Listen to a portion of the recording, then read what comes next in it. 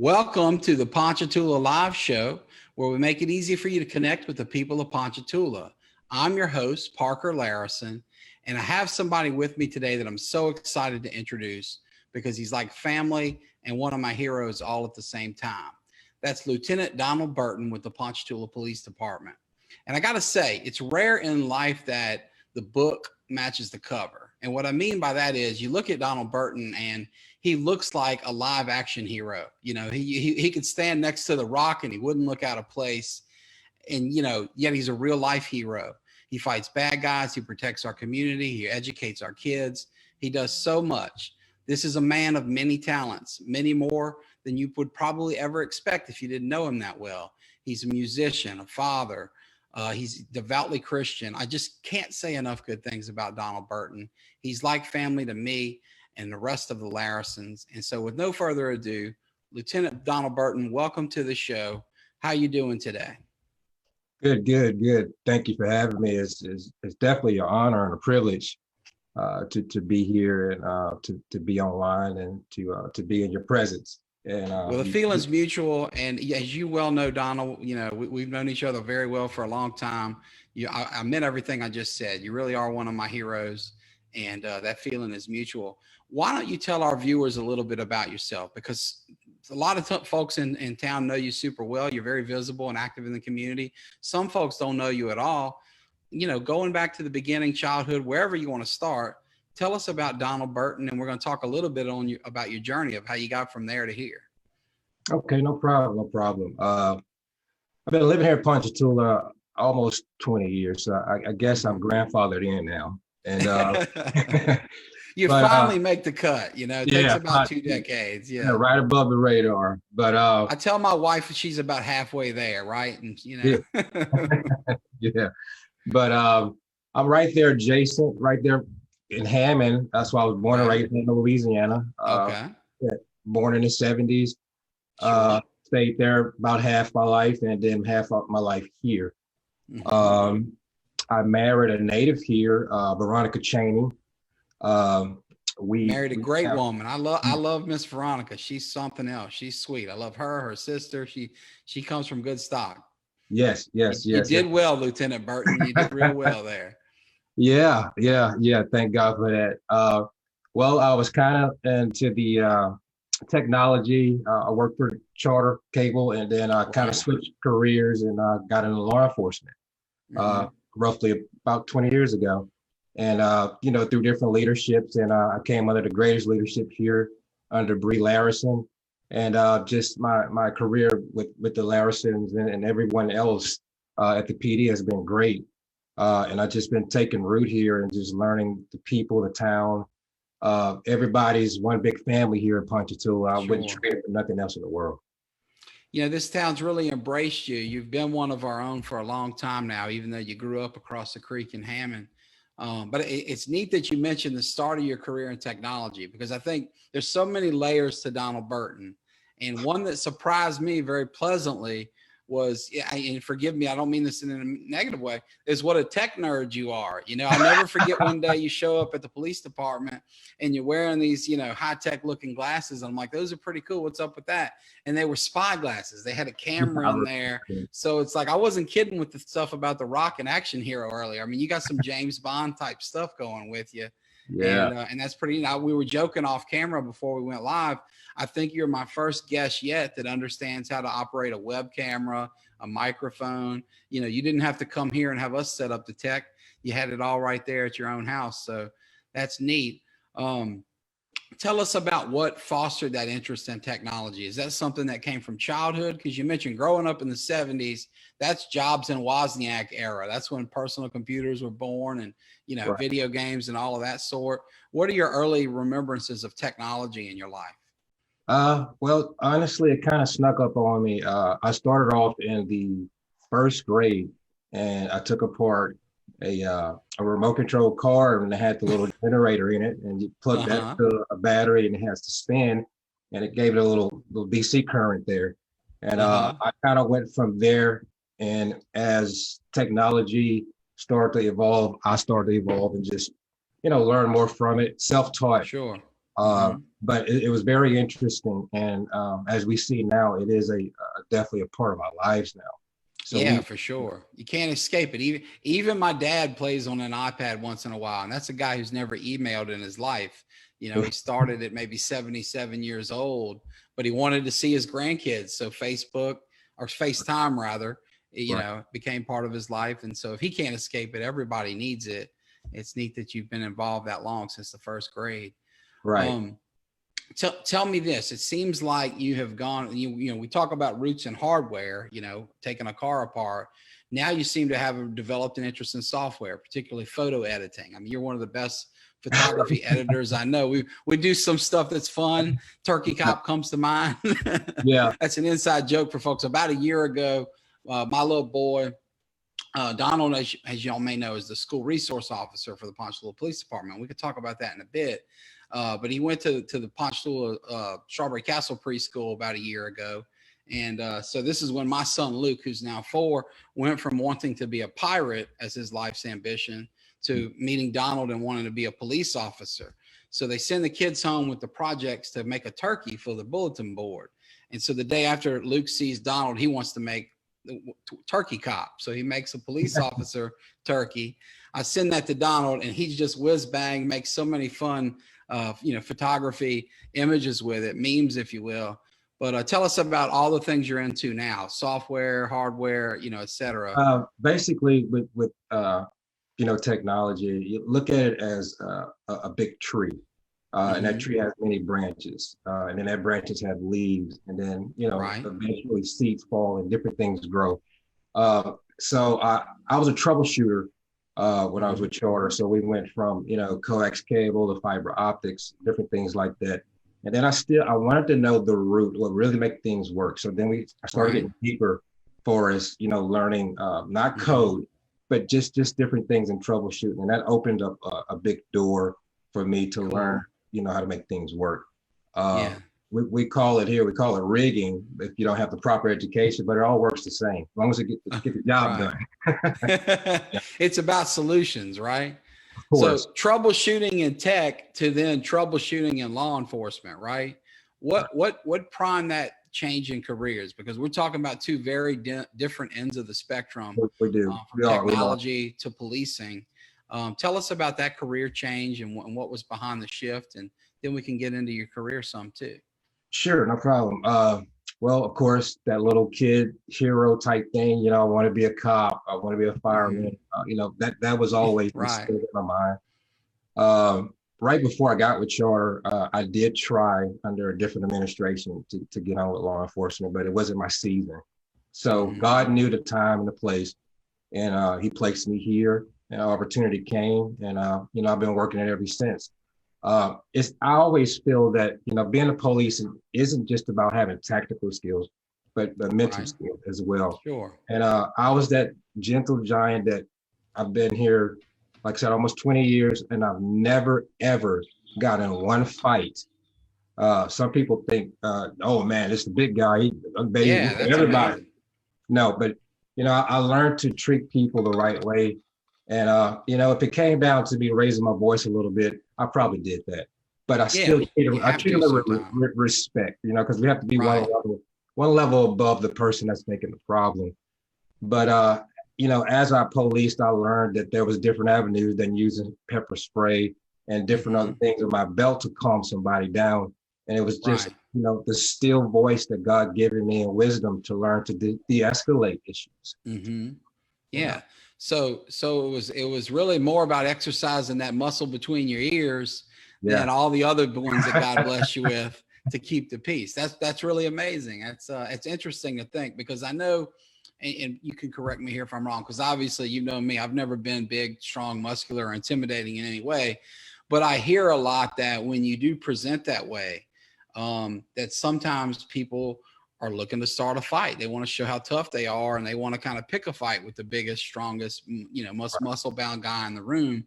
So if you're able to avoid conflict despite, you know, going in with that kind of appearance, you must really be, you know, using a lot of things in your arsenal, a lot of tools in your belt, as you said, from psychology to common sense to, you know, respect. You just kind of interpersonal relationships. Is that right?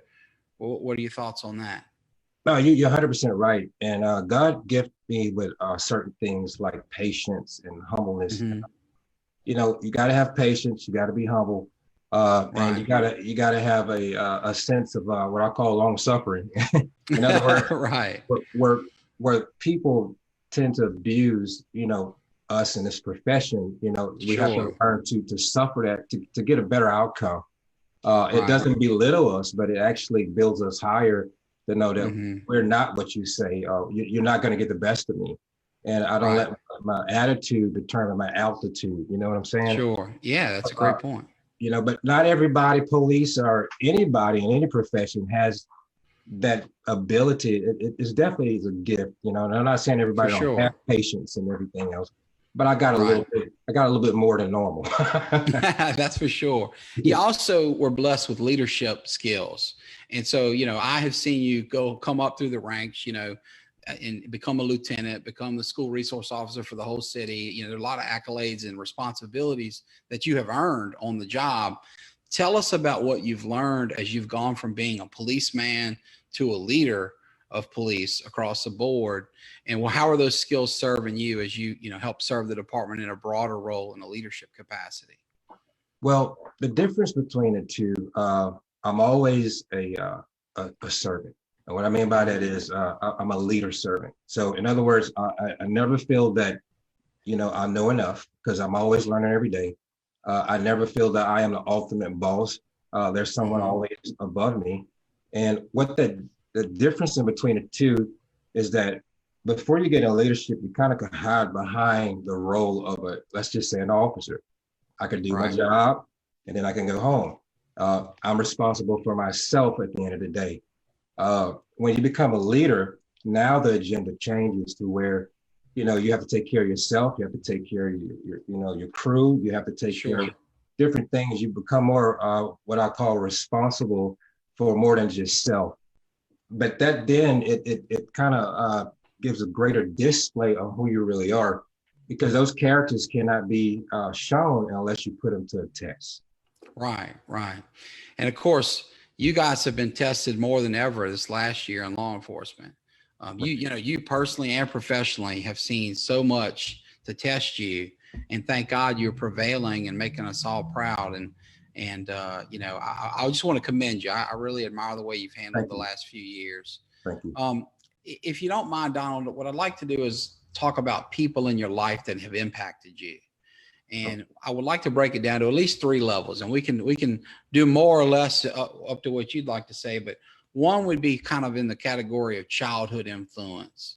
Then we'll move into that 20-year career in charter and technology, pre-law enforcement era, and then we'll hit the law enforcement era. But let's start with your childhood. Who was somebody in your childhood? Could be somebody there in the Hammond area or wherever, but some path that you crossed, some person that you came across that impacted you, helped you, molded you to help become the man you are today. Who comes to mind when I say that from your childhood? Childhood, there's a couple, uh, Mm-hmm. but my grandmother, she helped raise me, Mm-hmm. and she showed me how to really use the heart. And I ain't talking about this; I'm talking about the heart of the mind. Right. And what was her name, Donald? Marion Burton. Okay. Matter of fact, Got a photo of her, maybe? I'd love to see yeah, that. this is the great Marion Burton. Oh, wow. What a lady. Beautiful. She's in heaven right now, but she left a map Uh-huh. for all of us to follow. Right. And she showed me how to really to love. And I think if you Mm-hmm. have love as your foundation, then all the other things just attach yourself right to it. Absolutely. This community has been blessed with so many wonderful, strong women to raise, children. I grew up without grandfathers. We kind of had an adopted grandfather of sorts, our next door neighbor, a retired principal, Week Vineyard, but it was the women in our life that led the family. My Right. grandmother was widowed at a young age on my dad's side, and my other grandmother divorced at a young age. And they raise these families, and that's so important, and it gives you such a well-rounded perspective, especially as a young man. So that's neat that you would share that with her, and I thank you for it. What about in that next stage of life? You're out of school, you're moving on, you're starting your career, you're not yet in law enforcement, which has become your calling. Right. Who are people in that stage of your life that helped you? But believe it or not, Parker, I was that Lone Ranger type guy, and I can believe that. So The tech guy, like the mad scientist in the lab by yourself, right? yeah, yeah. I was very quiet, shy, timid. Never said more than probably 3 words around anybody. Right. And believe it or not, just growing up then, it would be my mom and the church as a whole. We went to church maybe 3 times a week. Oh wow! Which church did you go to? We first attended Straightway Church of God in Christ. That's in Ponchatoula. Pastor Roosevelt Watson was our leader. So believe it or not, man, it was God. It was God that kind of mentored me and became my idol, and kind of showed me the ins and outs. Don't mean I didn't have any flat tires on the way, but we all do. We're all sinners. He showed me how to fix the flats. So I was kind of in that era, just me and God, basically. Yeah, that's really neat. So you mentioned about 20 years ago, you then you get in law enforcement. Who have been some folks that have impacted you there and helped you? Believe it or not, nobody knows the story. I was trying my best to get on the Ponchatoula Police Department, and at the time, David Bitter was chief of police, and I didn't know nothing about nothing when it comes down to the popo. I didn't have a bullet. I didn't have anything. And David and now Major McGarry were the 2 people that really influenced me and helped me get along and get on with Ponchatoula Police Department. Yeah. And Melvin, is still by my side, and God bless David.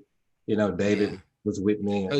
2 great men that are just legends around here. I mean, David was obviously such a great chief of police. He was beloved from kids that rode his bus when he was a bus driver to people that work with him in police center in the community. And his family's just a great one. I remember his brother Lance and my brother Bree were roommates when we were young, and had a lot of fun together, we'll just say. And just a great family. I love his parents. They're wonderful people, and I'm sure that was a great connection for you. And Melvin McGarry is like a larger than life. I mean, speaking of, we started, if you're the Rock, right? I mean, he's John Wayne. I mean, he's this cowboy with this big hat, and he's tough, he's wise, he's so many great things. That's great. And I know the 2 of you remain close. I've seen you guys together over the years, and y'all seem to be really good friends as well as colleagues. So what a great mentor to have in Major Melvin McGarry. Yes. That's neat. Yes. Well, tell us about the other things in your life. I know that your family is very important to you. You've got a large family, from beautiful young children to, great adult children that I've been, blessed enough to know. Tell me about what's important to you in your life, from hobbies to family to church. What people want to know, kind of the behind the scenes with Donald Burton. Well, again, I would say a man of many talents, a master of none, though. But I just kind of I put my hands to work, and 9 times out of 10, the things that I try succeed, for us to go. But I'll tell you a little bit about myself. We have 10 grown kids. Okay. I say grown. The youngest would be 17, and the oldest is almost 30.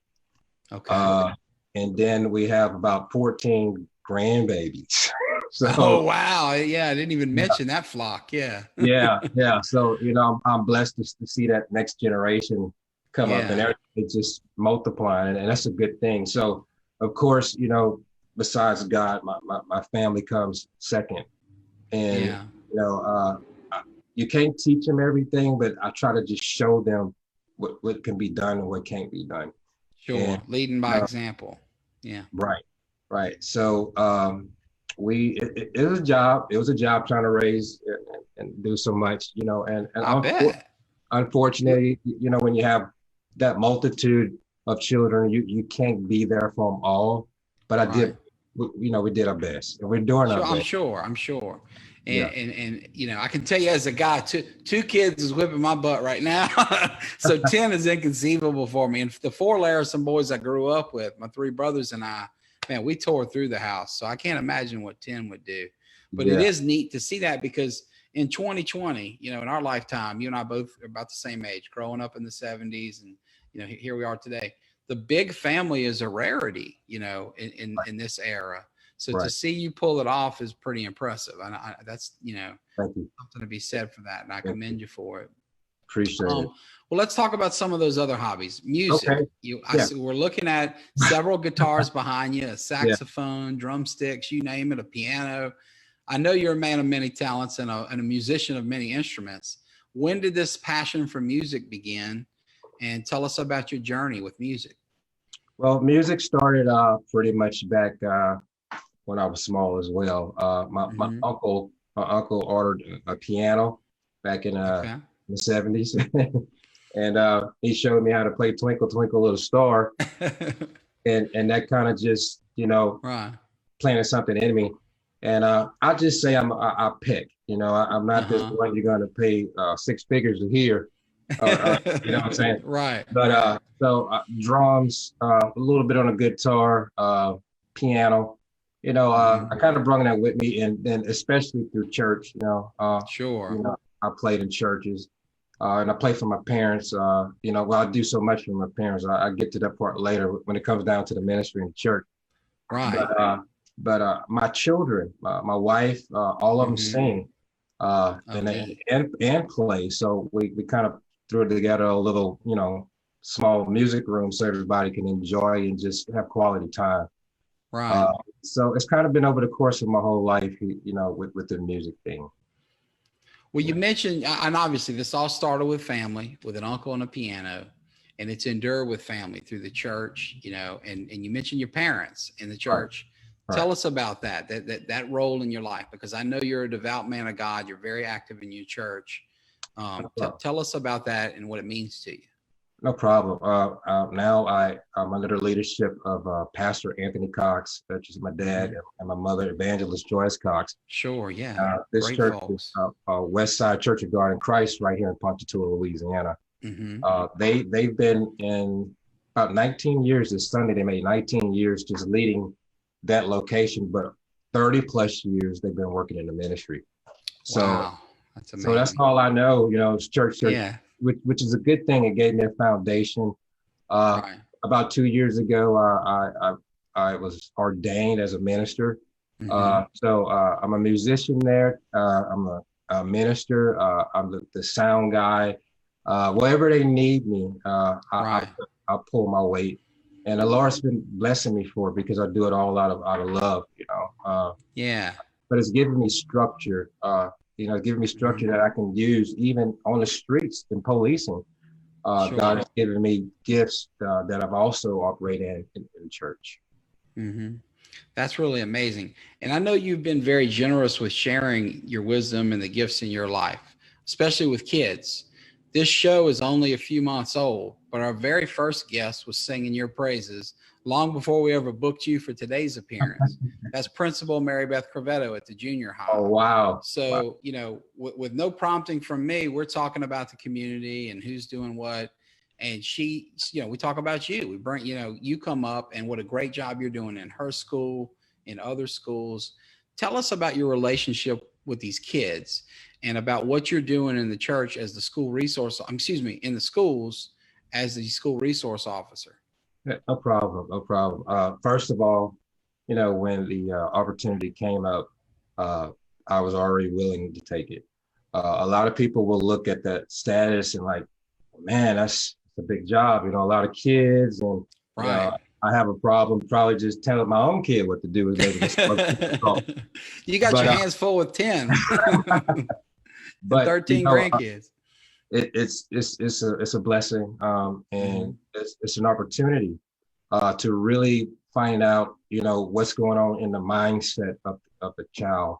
And the biggest thing is that I kind of spread myself out all the way even to the preschools, and the parent has a early learning center And I went there Right. one day, and they had these beautiful babies, and they was cutting up, having some issues. So a lot of times they want to use, you know, the leverage. Well, the big police going to come in and tell you, be quiet, you better listen. So she was cutting up, and Right. I kind of crawled down on the floor and just got her attention and talked to her and calmed her down a little bit. And I learned that day that issues, problems, doesn't have nothing to do with age. I've seen it in those babies. I've seen it in the bigger ones. And I had to be the mediator. I had to be the one that can Right. relate the level, level the grounds with the children. So you can't fake it, is what I'm saying. Right. Sure. Because the child's gonna figure you out. You know, Yeah. I could fool somebody my age, baby. These kids will figure you out. And, Right. Yeah. Yeah. They see you with just raw X-ray vision. They get it. Yeah. Yeah. Yeah. And you've been really blessed with a peacemaker gene, if there's such a thing, right? I mean, whether it's kids, grown men fighting in a bar room, I mean, you name it, you seem to find a way to de-escalate conflict and bring some kind of, better perspective to situations. And, Yes. and that's a true gift. And I want to thank, my kids, as I mentioned earlier, they're in preschool and they love it when you visit Strawberry Castle. And I know all the other kids do too, but I think now more than ever, it's important for these guys to understand at as young as age as possible that police are their friends and resources. Right.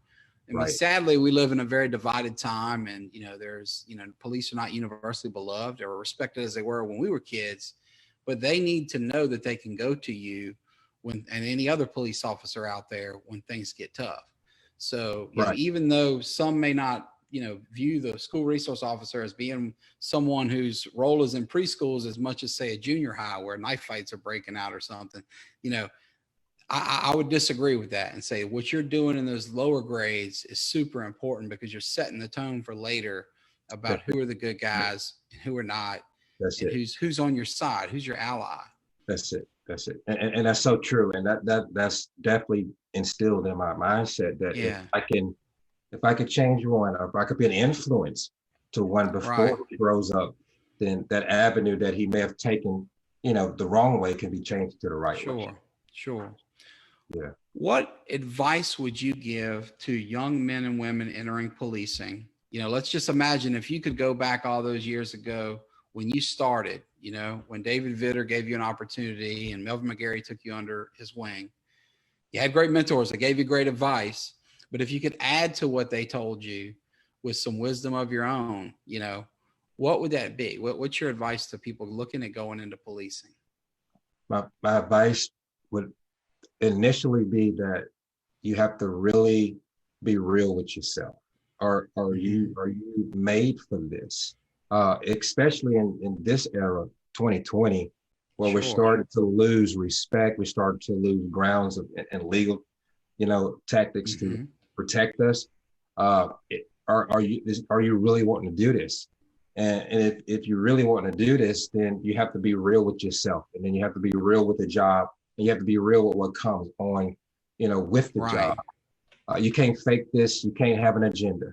It changes by the circumstance. Every circumstance changes, and nothing is always the same. And you got to have integrity, and you got to have a high degree of tolerance now. Right. Well, that's great advice. And I hope if any youngsters out there that are considering policing or have gotten into policing or watching or listening, I hope they're listening closely because that's great advice. Talk to us a little bit. I mean, you alluded to this for sure, but 2020, it's a different ball game than say 2010 or even 2018. Yes. What have been the changes that have come with policing in 2020? And how are you and your colleagues at the Ponchatoula Police Department responding to those new and unique challenges?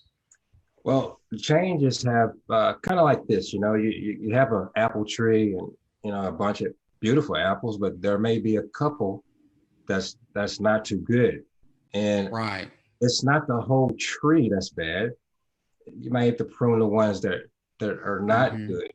And what it is now is that one apple reflects the whole tree now. And Yes, I would admit that there's been a lot of injustice. There's been a lot of things that have been For done sure. I don't agree with, but there are good officers out there. Right. There are good departments. There are people out there that will give their life for somebody they don't even know. And that part of us, that display, that thing that shows what an officer truly is or should be, has been painting a different picture. Mm-hmm. So 2020 has been verbalized. 2020 has been a year that has shown what other people think all of us should be, and that's not the case. Gotcha. Yeah. What do you think the future of policing looks like? I mean, how do we get from where we are with these new challenges and issues to where you feel we need to be? And maybe kind of what are the best steps to get there? I know that's a big question, and I'm sorry for putting you on the spot, but who better than you? I mean, you have, a unique perspective, and you have the experience, the years in the field, to kind of, see better than most kind of where we need to go to really serve this community the best way we can. Well, there's tiers to this authority. We are enforcers. We don't write it law. We enforce what the higher beings put out there. So the first tier, which is in government, has to come up with a plan. Gotcha. And then that's passed down to us, and so we can enforce what they put out. Unfortunately, there's so many things miscombobulated now that we're all over the place. I think once we unite, on those three tiers, then we could be effective. Right now, I heard a while back in a class that over in Dubai that they only allow the officers to maybe have 2 or 3 bullets in their gun. Wow. Right. Okay. I'm not sure if that's accurate, but I pretty much can imagine it came from a stigma, kind of like what we see today. And to me, that puts the officer in a ball of danger. But for sure, because the criminals are not limiting themselves to 3 bullets. Right. So I hope it ain't nothing to hurt us. The plan, whatever the plan is, I hope it's something to better us all. And that as a department, which we do very well in Ponchatoula, is to identify an officer that may be a risk or may be the one that will cause an issue that has happened, unfortunately, to people like Floyd and other people. Sure. I really appreciate your input on that. Let's talk, if we can, for a minute about your career in bodybuilding, because you've been extraordinarily successful. Mr. Louisiana, accolade after accolade. I mean, you're a champion level bodybuilder. When did that start? Were you bowed up in high school? And, tell us about that. When did you go from Bruce Banner to the Hulk? When did that transition happen? Believe it or not, Parker, up into my 20s, I was the little 130-pound guy. No way. Yes. So maybe it's more Captain America than Hulk. Okay, now I hear you. Yeah. And again, my elementary days, I met a guy, we call him Trigger. He had a health food store down the road from my house. So me going there trying to look for some sweets, I see he got this picture of him, and he looks like the Incredible Hulk. And so I said, "Wow, man!" And he said, "Is that you?" And he's like, "Yeah, you can take the picture and show it to school." And I did that, and a seed was planted that day. And then in my teenager years, I tried to do sports, but I was too small. I was also 5'10" in my 20s. I jumped about 2 or 3 inches. Oh, wow. Okay. Yeah, some weird in things. In your 20s, that's shocking. Yeah. Pituitary glands kind of had a late start. Okay. So I started training at Southeastern in the kinesiology building. I only had like a couple benches there. And all of a sudden I started putting on muscle mass, and I didn't know anything about the science of it or anything. And, so you weren't even doing a protein regimen or anything yet. You're just working out hard, but you're putting on mass. Right. So Okay. I said, okay, I done learned to turn on some type of weird gene. And of course, kids and stuff and work kind of slowed down that that Right. that opportunity of being in bodybuilding. But I met Mr. Mike at Ponchatoula Fitness, and I've been going there for 20 something years, and he's been such a Right. blessing. And he always said, "Man, you got the genetics to be a bodybuilder." And I'm like, "Man, I don't want to do that. I don't want to do that." Well, long story short, in my late years, in my 40s, I Uh-huh. started bodybuilding and not working out. I worked out all the time, but bodybuilding is more, Right. scientific.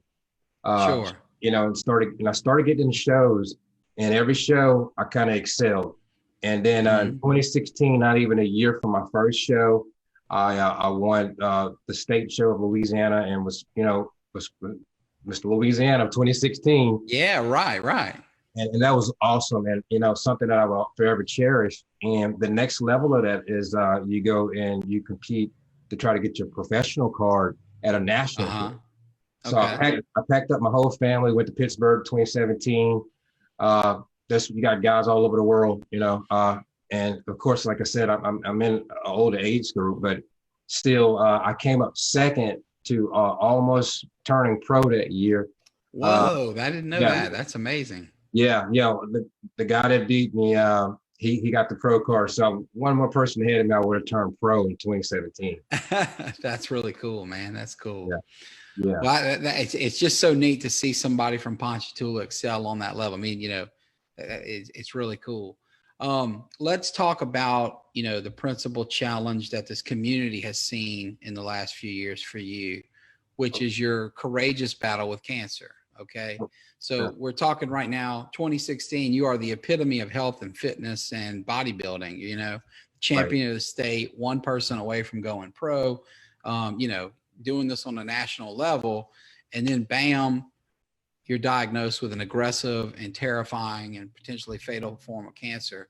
Tell right. us about that. How did you discover the disease and what's your journey been to fight it? Because it's been inspiring, as the son of a father and mother that have both fought cancer like you, I've seen up close and personal how tough that journey is. Right, And man, you've had the worst stuff thrown at you and kept right, your chin up and a positive attitude and a focus on the Lord and others the whole time. Tell us right. about that whole journey, starting with the beginning. Well, like I said, 2017, I was in Pittsburgh, and we barely missed that pro card. So it was either 2018, I grind and just focus on my training, and we going back. Right. I still was eligible to compete at that level. I didn't have Mm-hmm. to start over. Okay. So about July of 2018, uh, I had some stuff going on with my sinus, and no big deal. So my wife gave me some of her sinus medicine, and I slept under the Mm-hmm. ceiling fan.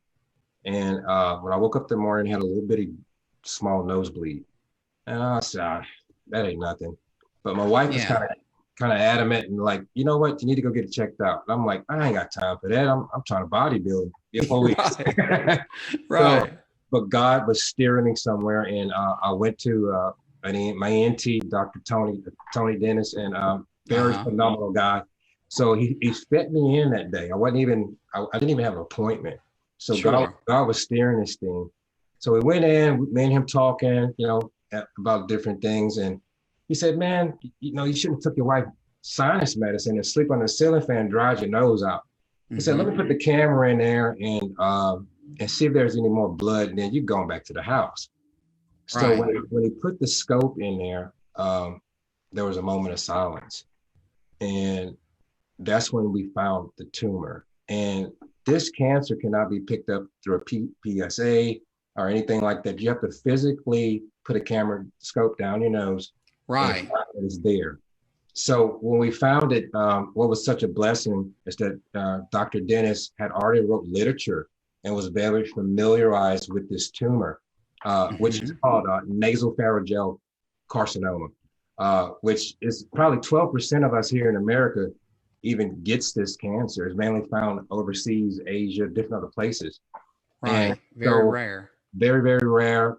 Contracting, we don't know how. So when we found it, it was already at stage 4 because it had been traveled the lymphatic system and was also found in my lymph nodes in my neck. Uh-huh. So we was very aggressive about it. Of course, God first, and we went through aggressive radiation, aggressive chemo treatment, and the cancer. God healed me from it. Probably 4 months later, it was gone. So to speed up to that, trying to recover 1 year to the day of finding that original cancer, I went in for a PET scan, and the doctor said, "Hey, man, I'm sorry to tell you, you got 13 nodules on your lungs." Oh. I was like, "Oh my goodness!" And because it went from local to distant, that's considered stage 4 as well. So I had to continually trust in God, and we went to MD Anderson's. Right. We went to Dr. Uga, like punch a train. And long story short, I forgot to tell you that when I was going through my first cancer, I almost died twice. I had the chemo. Was this the treatment? Similar thing happened to my dad. They have to nearly kill you with this poison of radiation and chemo to kill the cancer first. And it was exactly the treatment. It thickened my blood, and I overlooked that it causes blood clots. And I went into the hospital. I couldn't breathe, and the blood clots hadn't got into my lungs. Oh gosh! But God, they sent me home for 5 days. Nothing bad on their part, but it just only looked like it was just impacted bowels at the time. So that was the other problem. Right. And it kind of hit in the imaging, but God stirred the thing back up, and Narcotics has been so good to me. They found out this time that it was blood clots, and we took care of it. So, but to speed it up, we started another round of chemo, immunotherapy, no radiation at this time. And in May, we did a scan, and the tumors disappeared. Basically, all we have is two pieces of scar tissue left. Yeah. So I had to finish. You talk about a God thing. That's a miracle at work right there. Wow. Yes. So God's been awesome, and I don't deserve it. And what I mean by that is that I'm not perfect, but God knows the perfect that He put in all of us, and He knows. And I've got one more treatment left, and we're probably gonna take another scan here at the end of November, and we just praying that God keeps this good news, forever. Yeah. And it's been keep tough. fighting. As your friend, I'm just so proud of you, man. And just seeing how hard that's been on my dad. And you say radiation, and we just hear that, and it glosses over, and people don't understand. They got to strap you in, and my goodness! It's the most claustrophobic experience you could ever imagine. Yes. And I remember with Dad how he had to psych himself up for that treatment. Yes. It's pure torture chamber, and on top of the physical, poisoning that it does to you. Yeah. So I'm so glad to see you on an upward trajectory. And how good did it feel to see the community come together to help you? I know you've been so effusive in your thank yous to the community. But I just love that moment because it let you see what you and Veronica, the whole family, what y'all mean to us, that you could see that, man, Ponchatoula is with you. 20 years or not, you're one of us now. You crossed the creek, and here we are. And the whole town's rooting for you, and you've earned every inch of that, Donald. I mean, you have served this community so well. I hope you know that we love you, and man, you deserve it. You've been so good to us. Yes. I want to share with you, if you don't mind, that there have been a few comments coming here on Facebook, and your lovely wife is throwing love your way. So their heart's coming in from her. Madeline Trosker says her heart, so much love for the Burton family. Hank, and I might butcher your last name, Hank, forgive me, but Vandernacker, if I'm saying that right. He talks about you being an amazing example of a kind, caring peace officer, and talks about how, it's tough and more people aren't wanting to go into the police these days, and the need for that. So you've got support, across the board. What else would you like to share with our viewers? I've probably kept you longer than I promised. So thank you for the extra time and your patience. But what would you like to share with the community? Is there anything on your heart and mind that you'd like to talk about?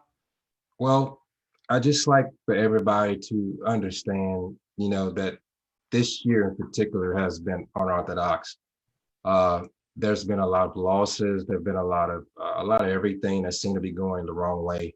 And I just want to keep you all encouraged. And if you lost loved ones through this battle, this pandemic, or whatever that took place. I just want you to stay encouraged and know that, God loves you. And we don't always have the answers to why, but we just have to hold on in our faith and pull together.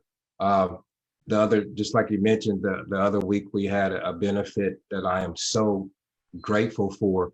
And it wasn't just, the donations and the food, the unity that I've seen in all races, the unity that I've seen in politics, the unity that I've seen in religion. Everybody came together.